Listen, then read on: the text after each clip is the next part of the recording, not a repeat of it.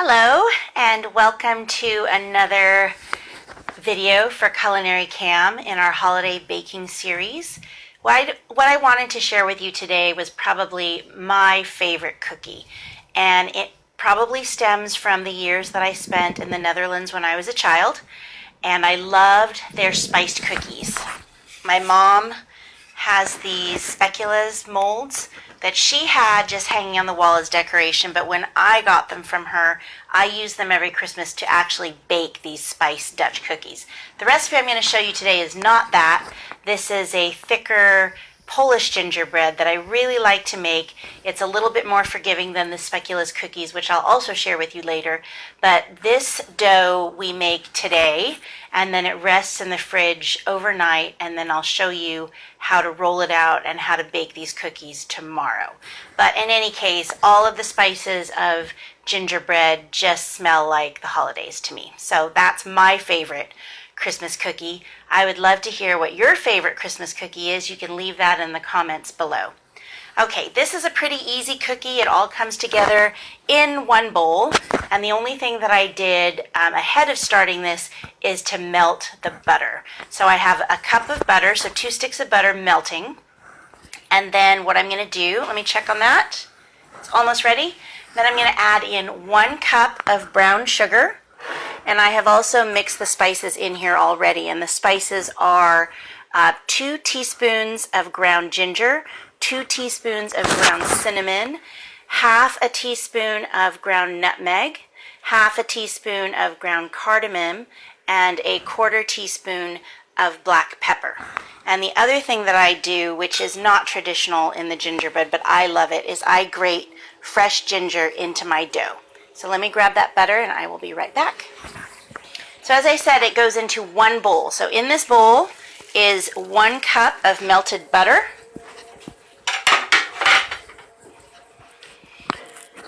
2/3 a cup of molasses, 2 eggs, and then again the 1 cup of brown sugar and all of the spices I mentioned.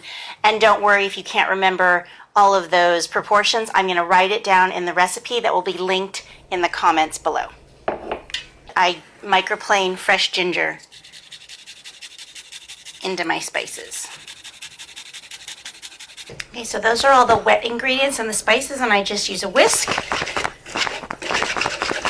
to combine all of that.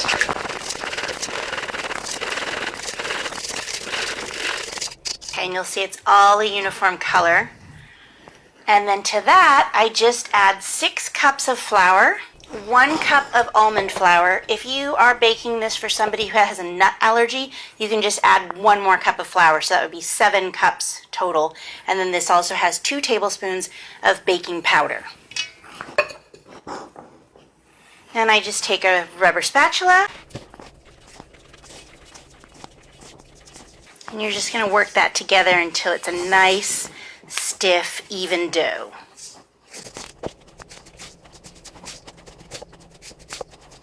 Once you get that mostly combined, you can turn that out onto your counter and just knead it all together, or you can do it in the bowl. Either way. I wish you could smell this right now. This just smells so amazing.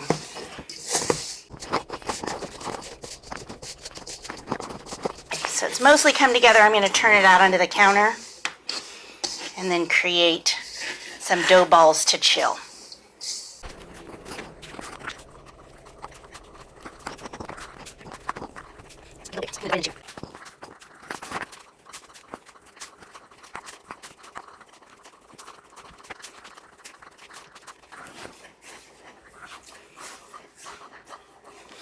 And ultimately it's going to go into 4, so I'm just actually going to work these balls a little bit smaller.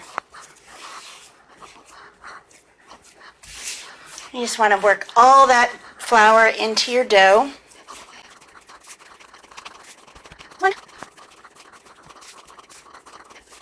They're not all exactly the same size, but roughly you'll get 4 of these dough balls.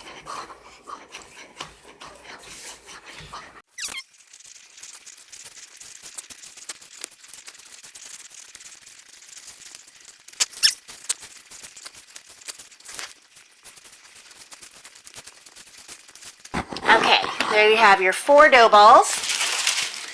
And you're just going to wrap them overnight. You can use plastic wrap, wax paper, beeswax wrap. I just take my ball and just gently press it into a disc so it's easier to stack in the fridge.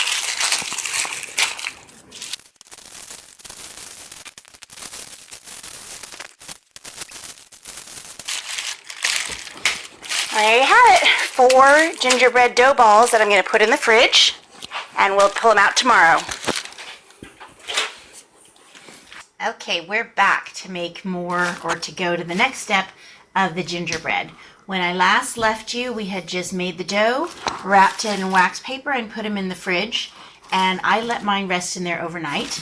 So now I'm just ready to unwrap that. This is a really stiff dough, so you may need to leave it out a little bit to warm up in order to do this, but it's just really up to you and how much muscle you want to use. So for this step, all you need is a rolling pin and a spatula. I do it straight on my clean counters. If you don't want to do that, you can put down a parchment paper, and then a little trick, instead of flouring the surface like you do for most cookies, I actually use cocoa powder when I roll out gingerbread. That way it stays nice and brown. But my counters work just fine for this dough, so I'm just going to do it that way. You're going to take your dough and you're just going to roll it out. You can see this is pretty hard to roll still. And it will crumble. As I said, it's stiff, so you just sort of work it back into the circle and keep rolling it out. I've already done a couple just to test, but I'll do some of this for you guys while you're watching.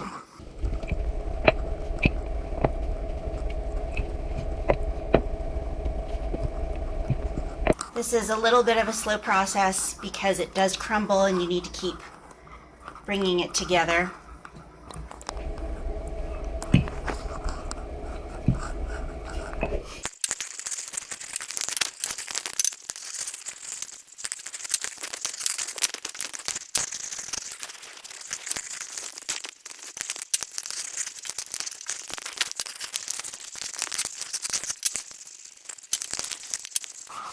Okay, I think I mentioned earlier, this is a recipe for Polish gingerbread, and traditionally they are made in the shape of snowflakes, and then they're designed, you paint the designs with the royal icing. The dough is pretty thick, so this is about 1/4 inch thick. I'm going to take my snowflake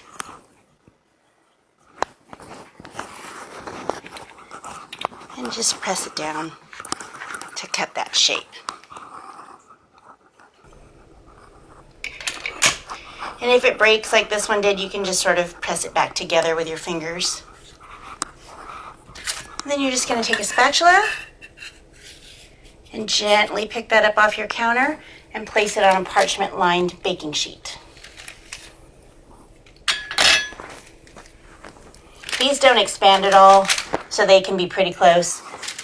But as I said, I did a few ahead of time, so this tray is done. And this goes in the freezer for 30 minutes. So this dough, the scraps, you can just work it back into a ball. That first round I ended up with this. So as I go through the 4 batches of dough, I'll probably end up with another dough ball that's equal to what I started with. So you'll end up with probably, with this size cookie cutter,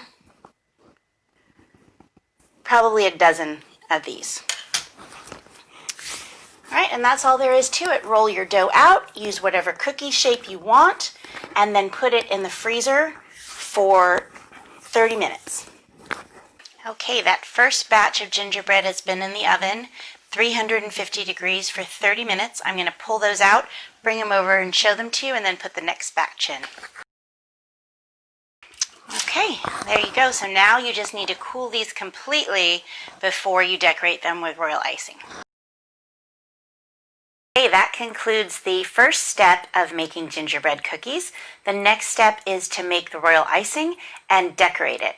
You can see we did a bunch of different decorations, and if you click on the video here, you will see my process for making royal icing and get some detailed decorating ideas. Thank you for watching. Please click subscribe So that you don't miss any of our upcoming videos, we have some gnome sugar cookies coming up, as well as my favorite meatballs as a New Year's appetizer.